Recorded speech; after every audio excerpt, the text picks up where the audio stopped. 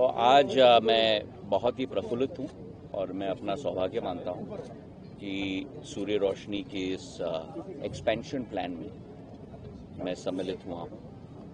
सूर्य रोशनी के साथ सिंधिया परिवार का एक बहुत पुराना संबंध रहा है। सूर्य रोशनी को यहाँ स्थापित करने में मेरे पूज्य पिताजी और बीडी अग्रवाल जी की ही एक संयुक्त प्रेरणा और परिश्रम रही। आज बीडी अग्रवाल जी को भी मैं श्रद्धांजलि अर्पित करना चाहता हूं और दोनों के सोच विचारधारा के आधार पे ही आज ये संयंत्र एक तरीके से जीवनदायी जल भिंड जिले और ग्वालियर चंबल संभाग को दे रही है। सूर्य रोशनी ने पिछले 30 सालों में बहुत प्रगति और विकास की है। जैसे मैंने मंच से कहा, आज देश की पहचान सूर्य रोशनी बन चुकी है। करीब करीब 50 देशों में निर्यात होता है 1000 करोड़ का। पर एक चीज़ मैं ज़रूर कहूँगा कि हम लोग सूर्य रोशनी के हृदय हैं और यहाँ ज़्यादा निवेश सूर्य रोशनी के द्वारा किया जाना चाहिए। आज जो मंच से अनाउंस किया गया 10 करोड़ का और 15 करोड़ का ठोस निवेश हमारे मालनपुर भिंड में होना चाहिए। ये मैं निवेदन करूंगा कारमल साहब से और उनके द्वारा हमारे सूर्य रोशनी के मालिक अग्रवाल साहब से भी और प्रधानमंत्री जी के नेतृत्व में, मुख्यमंत्री मोहन यादव जी के नेतृत्व में मध्य प्रदेश का औद्योगिकरण सुनिश्चित है। जब से मुख्यमंत्री जी ने पद संभाला है, निरंतर उनकी प्रयास मध्य प्रदेश में औद्योगिक क्रांति लाने की रही है।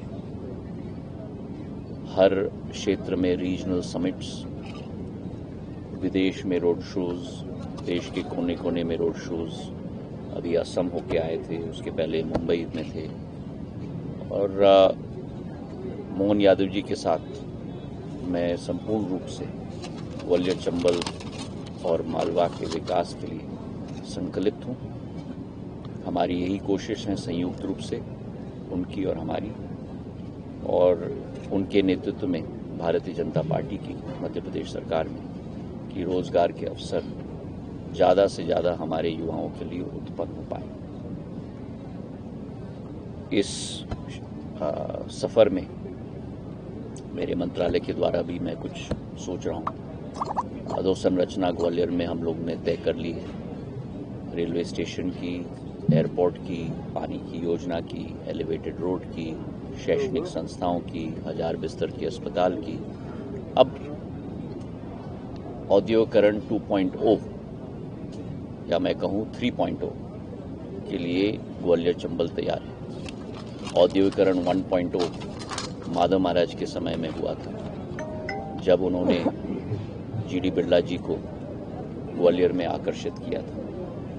औद्योगिकरण 2.0 मेरे पूज्य पिताजी के समय में हुआ था, जब ग्वालियर में प्लांट्स, पामोर, मालनपुर, गुना में प्लांट स्थापित हुए। और अब औद्योगिकरण 3.0 मोहन यादव जी के नेतृत्व में हम लोग ग्वालियर चंबल संभाग में लाएं। यही हमारी कल्पना है। बहुत बहुत धन्यवाद। हालांकि हाल की स्थिति में कितना डेवलप हो रहा है? क्या उद्योग वापस आ रहे हैं जो यहाँ से चले गए थे वो सारे? देखिए, उद्योगों की आवागमन होती रहती है। हमारा लक्ष्य होना चाहिए कि जो अधोसंरचना यहाँ स्थापित है, चाहे मालनपुर हो, चाहे बामोर हो, चाहे ग्वालियर हो, चाहे शिवपुरी हो, चाहे गुना हो, वहाँ हम नए नए उद्योगों को स्थापित करें, आकर्षित करें और जो हमारे पुराने उद्योग हैं उनका चौड़ीकरण और गहरीकरण हो।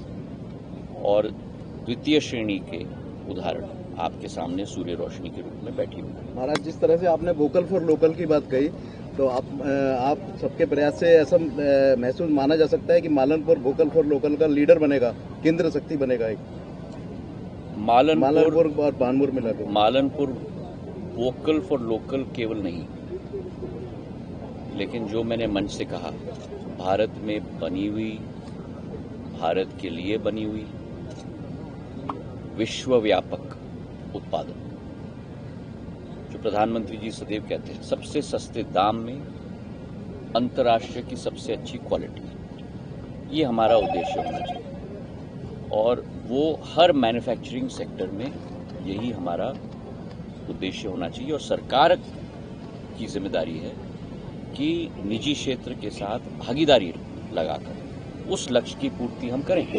और इसलिए मैंने सदैव अपने सारे मंत्रालयों, चाहे नागरिक उड्डयन हो या इस्पात हो या अब दूरसंचार हो या नॉर्थ ईस्ट हो, मैंने सदैव कहा है कि मंत्रालय का दायित्व रेगुलेटर का नहीं है, मंत्रालय का दायित्व फैसिलिटेटर का है।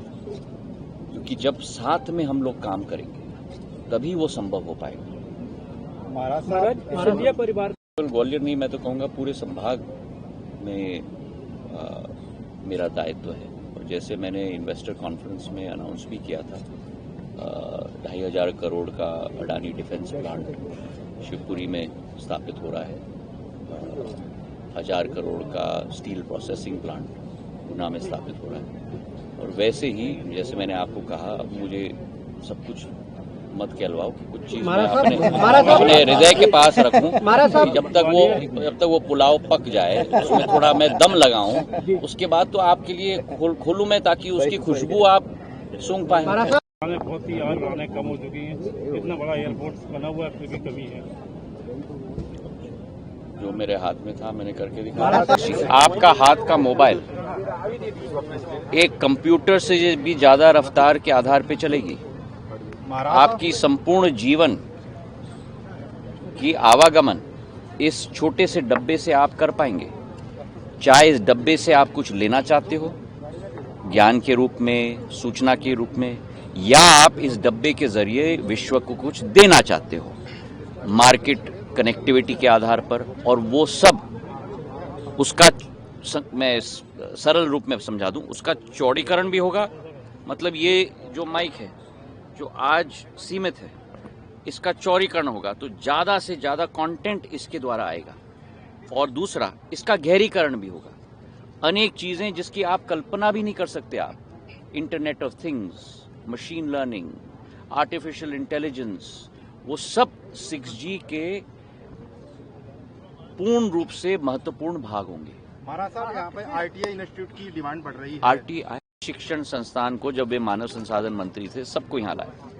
IIITM, IITM, हमारे विश्वविद्यालय, सब कुछ यहाँ लाए। और हमारी सदैव कोशिश रहेगी कि इसकी विस्तारीकरण हो। मानचित्र मेरा है ग्वालियर के लिए, संभाग के लिए, मुख्यमंत्री जी के साथ मिलकर, उनके आशीर्वाद के साथ, उनके बरदस्त, उनके साथ के साथ इसे जमीनी पटल पर हम लोग लाने की कोशिश करें।